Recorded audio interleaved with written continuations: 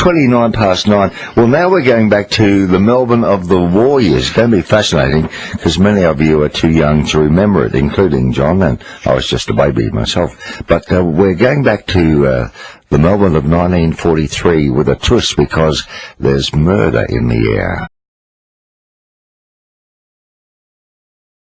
And I heard David Mann launching an exhibition on the mezzanine level with Robert Gott, well-known age cartoonist who is responsible for the adventures of Naked Man. But there's more to Robert Gott than meets the eye. Best-selling author too. Good evening, Robert. Good evening, Philip. How lovely to speak to you. And John Blackman's here with me as well. Oh, good evening, John. Good evening, Robert, and congratulations on this this book. It's a real page-turner. Oh, thank you very much, and what a lovely song to open it with. Yeah, well, very appropriate. And you, of course, are too young to remember Melbourne and the war years. You're a Queensland boy from 1957 originally, but it's wonderful to have another in the William Power series coming on the market again on, I think, the first week in February. The Holiday Murders.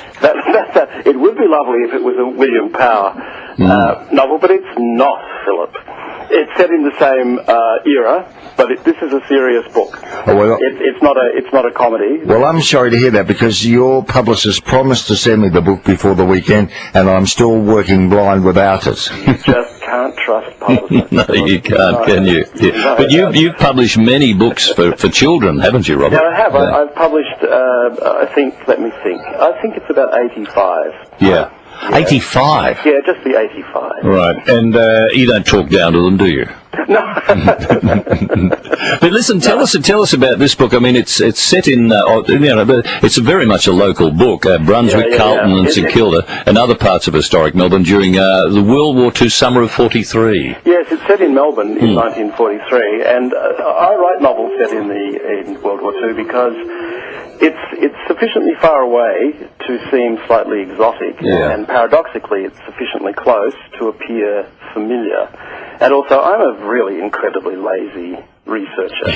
Yes. And there's an enormous amount of material around on World War II. Now, did you get your inspiration, because back then, of course, there were the Brownout murders with, I can't remember his first name, Leonsky. Yeah, Leonsky. No, Leonsky, I think he makes a very brief appearance in this novel. Oh, does he? Just as referred to.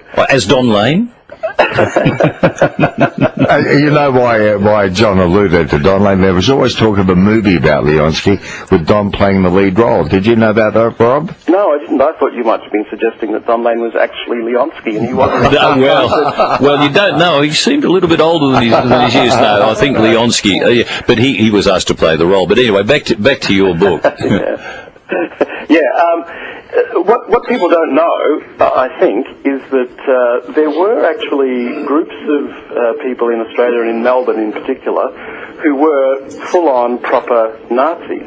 Oh. They were very sympathetic to the National Socialist philosophy. Dare I say there's still a few around, Robert? There are. Yeah, they are neo-Nazis. Yes, these were real Nazis. Yeah. And the novel is about sort of about two groups of those.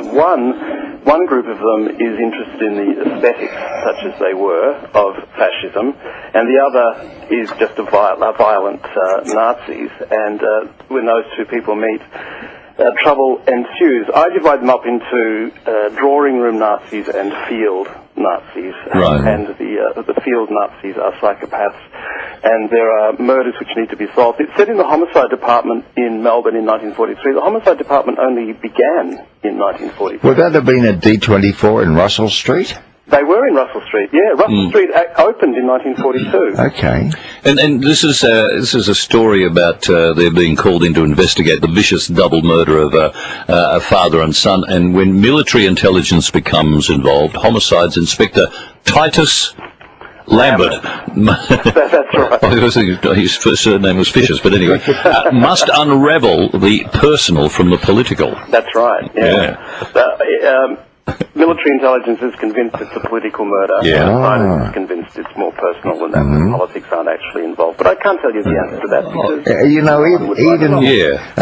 of course it existed in Berlin and elsewhere. But I imagine there was anti-Semitism even in Australia in the war years. The anti-Semitism in Australia was really astonishing. A part of the novel is about an organisation called Australia First, which sounds peculiarly modern. Yes, it does, doesn't it? Yeah. But, and familiar, I might say. But anyway, they were a political party, and they wanted to become a political party. They published a journal called The Publicist, and the stuff in The Publicist, which you could go down to your local milk bar and buy, was just shockingly anti-Semitic, like mind-bogglingly anti-Semitic. It's unbelievably anti-Semitic. And in 1942, the people who ran The Publicist, most of them were interned because they were seen as a threat, because they were very pro-Hitler and pro-Hirohito. And I know that sounds bizarre, but it's how it was.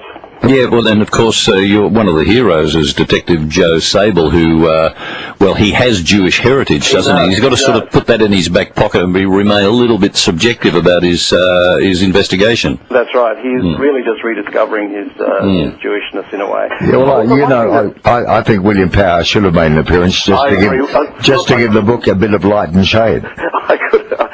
Excuse me, it's got plenty of light. What really surprises me, and this comes out in your book, The Holiday Makers, we're talking to Robert Gott, well-known author and cartoonist, but what really surprised me is that during the war years, I think the Argus actually printed a story about the horrifying atrocities in concentration camps in Eastern Europe, long before they were sort of public knowledge. Well, this was something that surprised me too, Philip. I imagined, I grew up post-war, obviously, and I imagined that none of that stuff was known generally until well after the war. But the Argus was publishing quite detailed information about the concentration camps as early as 1942. Wow. So people were very well informed about what was going on. In fact, in the novel, there's an extract from the Argus about Treblinka, the concentration camp, and it describes people being sent into the into the gas chambers. But the observer didn't know about Zyklon B, which was the gas that was used, and so he surmises that they were using superheated steam. And were you amazed at Robert, being of your years, at the indifference that was shown by Australians at this particular? I was time? amazed. I was amazed, and a little bit shocked. And even the Labour Party, for example, was most reluctant to engage with the whole issue of the Jewish issue in Germany. But our indifference, I mean, was that what caused that? Were we too afraid to stand up to the Germans, or what? Or we? I mean, I don't know. No. I'm not Jewish, so I can't really speak on their behalf. But I imagine that anti-Semitism was just so deeply ingrained in the Western psyche that it was considered almost normal. Yeah, we just look the other way. Well, no, I lived through the war years, and it goes a lot deeper than that, Robert. It's mainly due to the censorship that existed at this time. We were so ignorant about what was going on overseas. Well, even weather forecasts were heavily censored, and news bulletins too. That's true, except this material about the concentration camps was available in the Argus and in the Age in 1942 and 1943. And did you use that as a sort of research material, Robert? Or? Yes, I did. Yeah. Oh man, you must have seen some horrible things there. Every piece that's printed in the novel that comes from the Argus or from the Publicist magazine is the actual words, and they're quite shocking. Yeah, well, it sounds quite gruesome. Can you tell me, can you define the difference between what you call drawing room Nazis and field Nazis, Robert Gott? Well, in my novel, the drawing room Nazis are wealthy aesthetes who are really only, the leader of them is really only interested in Nazi art. Right. And he is not particularly interested in Hitlerite philosophy. Okay. Whereas the field Nazis are just violent psychopaths who are absolutely committed to overthrowing, bizarrely, and there were people like this who believed they could overthrow the Australian government and install a national socialist government in its place. Now, these were obviously mad people, but they did exist. Now, Robert, this has got movie written all over it. Well, I'm thinking of Inglorious Bar Stewards. Is it sort of something along that ilk?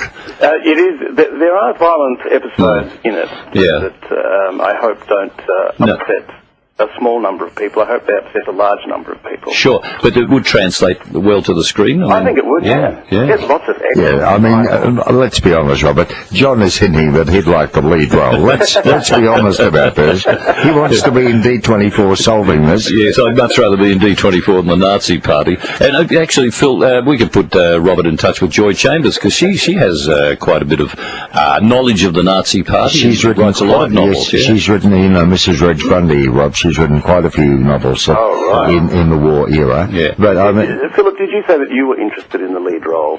Oh, I don't think I'm sexy enough. Do you, Rob? Although some of the panel operators here reckon he's a bit of a Nazi sometimes. I'm not a standover merchant. The only problem with that is he's a much younger man. You might need a lot of gauze over the lens. So really, it's a story of a serial killer, isn't it? It is a story of a serial killer. It really is in some ways, it's a simple whodunit. Yeah. It's a mixture of a whodunit and a who's next, because you actually find out who the principal killer is quite early. Oh, like you do when you watch Columbo episodes. Yeah, not unlike that. Yeah.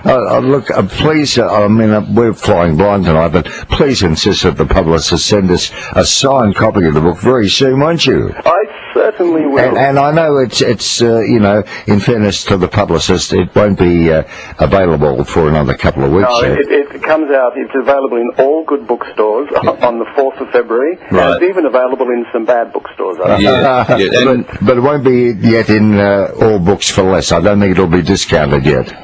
No,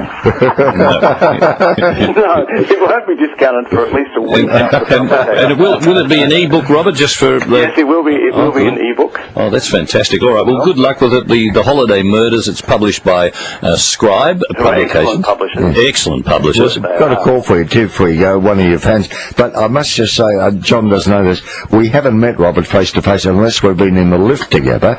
But I did hear your very amusing speech the night that David Mann launched your exhibition downstairs. Yeah, that was a wonderful opening. I was on my way out the front door, but I had to prick up my ears and have a listen to that. So you're no relation to Robert Gottliebson. You're not the hyphenated name, are you? No.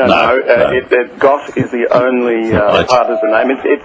It means God in German. Oh, does it? Yes, it does. But it's not a German name. It's an English name, and in Anglo-Saxon, it means drain pipe. Oh, right. Yes, you might need to readjust your depth level. And is it true that in your cartoon series, which is on exhibition downstairs, The Adventures of Naked Man, that in your mind you had John Blackman?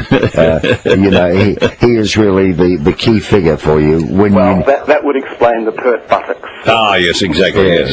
You're one man who knows where to draw the line, Rob. Good idea, Robert. Here's Sandy just to say hello before we say goodbye. Okay, thank you. Sandy, Robert Gott, author. Hi, I just wanted to mention, hi Robert, by the way. Hi, Sandy. I'm dying to read your book, but I have a 1937 Herald, and it's got a very small article on the front page of a masked man standing on the front steps of Flinders Street Station trying to tell Melbourne what was happening in Germany. That's amazing, isn't it?